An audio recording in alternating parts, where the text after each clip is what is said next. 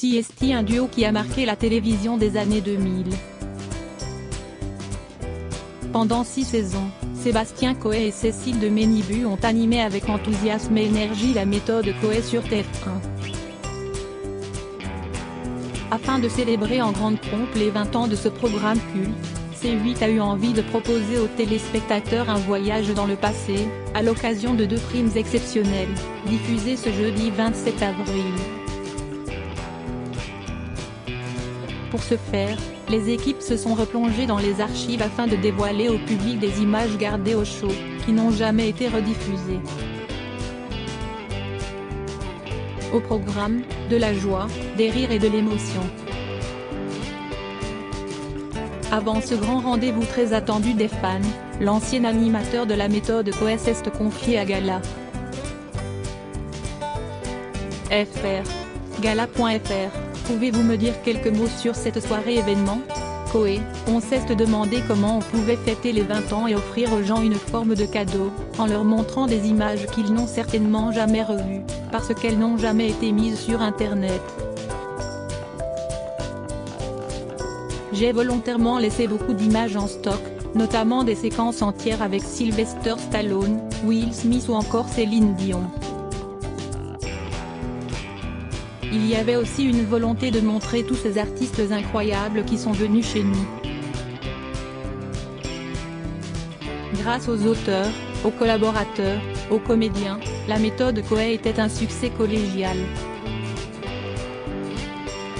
Je pense que CST pour toute l'équipe, mais aussi pour l'ambiance, que les artistes du monde entier venaient et faisaient des choses qu'ils n'avaient jamais faites ailleurs. Il y a eu des séquences incroyables, je pense vraiment que celle avec Céline Dion va vous marquer. Il y avait une forme de bienveillance, il n'y avait pas d'agressivité sur les invités, même si on les taquinait, on était très respectueux. Gala.fr, quel invité a été votre plus belle surprise? Pourquoi? Coé, en fait, j'ai eu 7 ans de belles surprises. Évidemment, il y avait les copains et puis ceux qui faisaient le show. La rencontre la plus personnelle que j'ai faite, celle qui me renvoie à l'enfance, CST Sylvester Stallone. Quand on est un gamin issu d'un milieu ouvrier, dans une petite ville de Picardie, il y a du Stallone sur le mur de la chambre. À l'époque, j'avais un mur Rocky et un mur Rambo, j'avais les deux. Rire, CST vrai que quand l'écran géant s'est ouvert sur la musique de Rocky, qu'il est descendu et qu'il est venu nous serrer la main, ça m'a créé une émotion incroyable parce que je me suis dit, waouh, CST le posté qui descend du mur. J'ai aussi été baigné dans la culture de la télévision populaire, je me souviens que mon père regardait la télévision dans la cuisine, et c'était un plaisir de recevoir dans mon émission des gens qui avaient bercé mon enfance, comme Philippe Bouvard, Jean-Pierre Foucault ou Patrick Sébastien.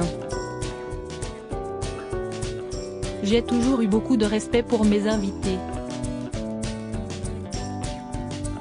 Gala.fr, selon vous, la méthode Coé pourrait-elle encore être diffusée aujourd'hui?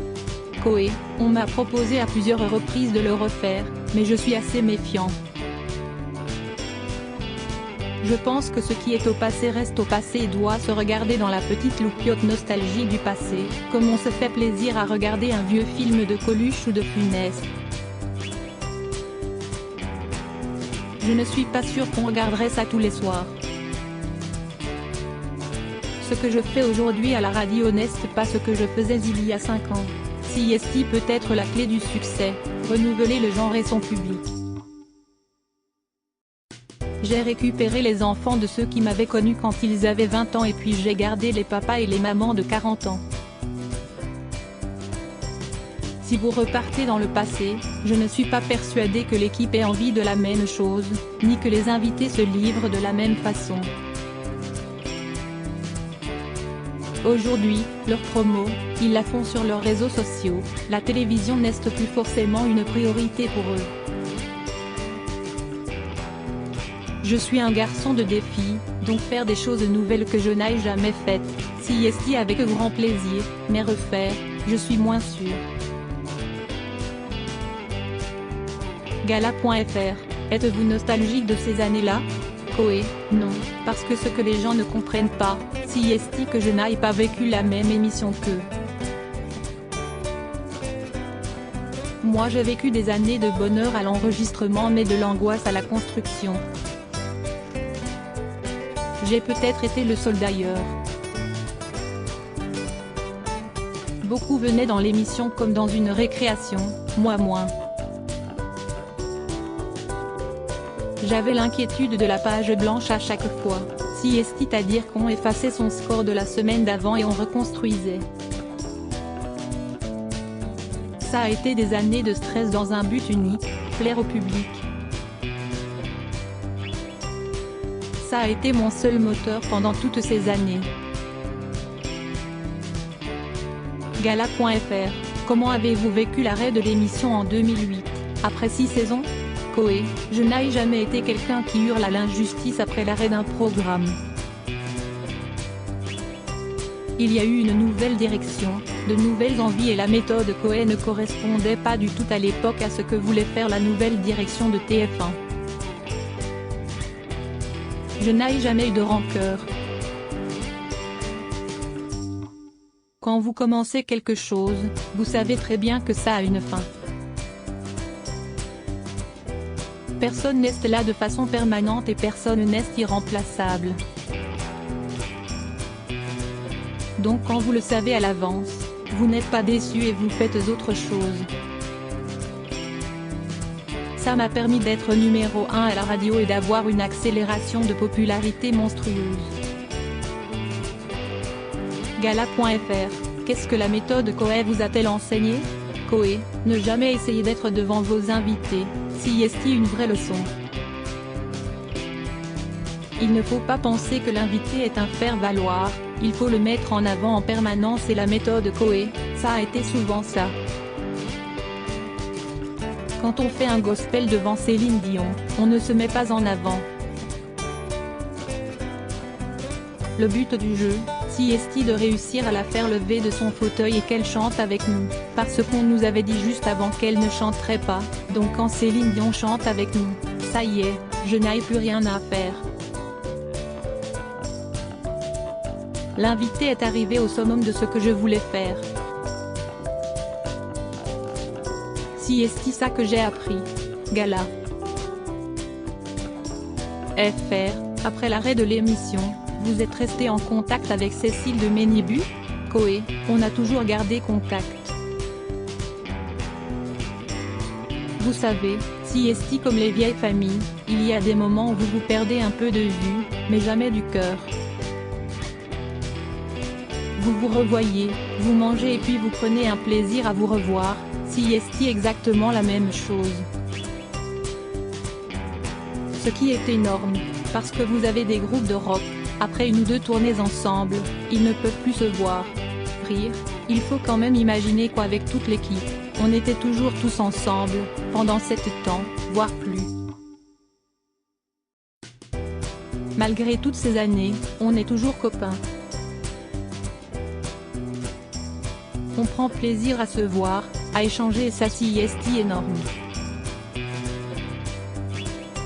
Gala.fr, vous avez longtemps formé un duo, que ce soit à la télévision ou à la radio. Ce binôme s'est-il essoufflé avec le temps où vous pourriez retravailler ensemble à l'avenir? Koé, tout est possible. Quand vous avez pris plaisir à travailler avec des gens.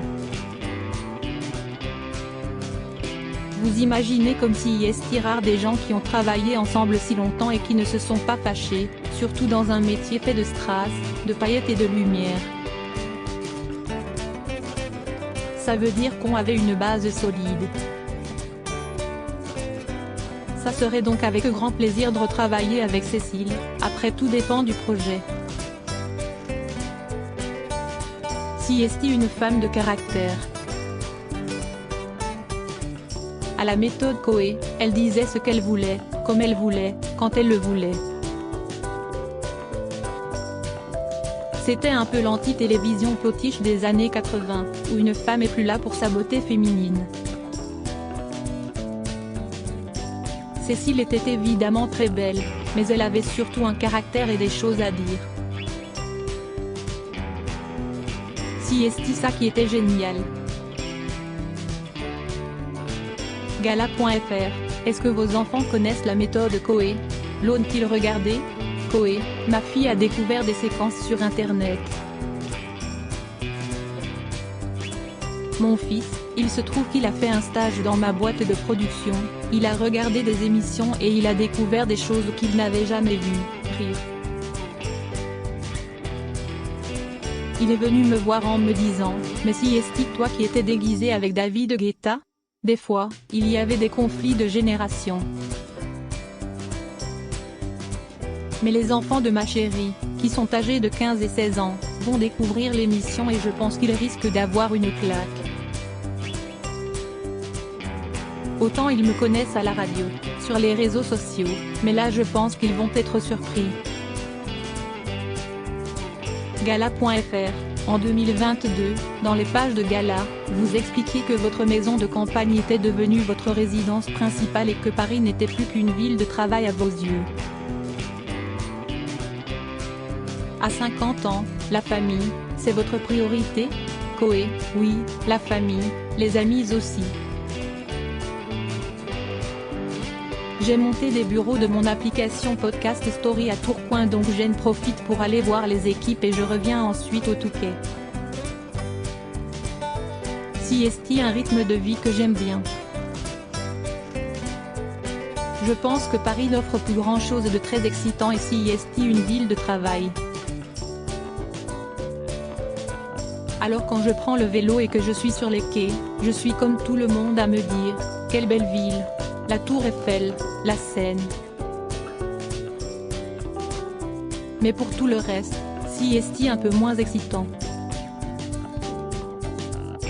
J'ai la chance d'avoir un studio chez moi, que Énergie m'a installé, de pouvoir faire des émissions de chez moi, d'aller à la boîte de prod à Boulogne. C'est une vie un peu différente mais qui est intéressante. Gala.fr, à quoi aspirez-vous aujourd'hui? Coé, être heureux et continuer de m'amuser. Vous savez, je suis un enfant de 50 ans, qui continue de créer des choses tous les jours. Je souhaite que Podcast Story, qui est pour moi le nouveau média de consommation de contenu, continue de se développer avec des équipes extraordinaires. Je trouve ça génial de travailler avec des journalistes, des comédiens et des auteurs de talent.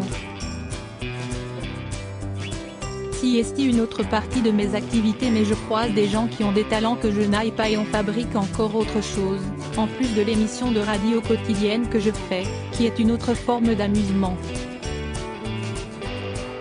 Je crois beaucoup pour 2023 à la bienveillance un peu partout.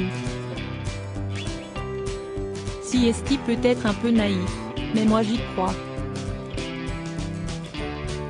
Chaque jour, j'ai des centaines de messages de gens qui me disent « Merci d'être là, merci d'égayer ma journée ». Je crois beaucoup en ça et c'est ce qui va me guider dans le choix des émissions à l'avenir. Crédit photo, best image.